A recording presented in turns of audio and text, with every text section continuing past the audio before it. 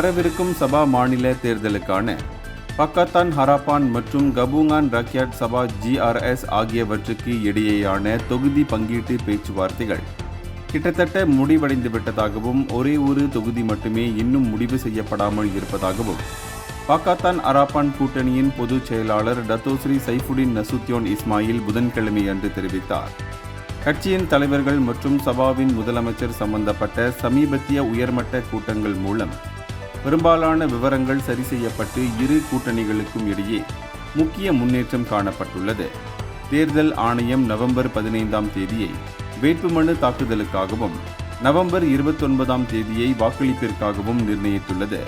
73 தொகுதிகள் களத்தில் உள்ள நிலையில் தலைவர்கள் ஒற்றுமை மற்றும் மூலோபாய நிலையை இலக்காக கொண்டு சபாவின் எதிர்காலத்திற்காக வலுவான ஆணையை பெற முயற்சிப்பதால் போட்டி அதிகமாக உள்ளது. இந்தியர்களின் இதய குரல் மக்களோசை.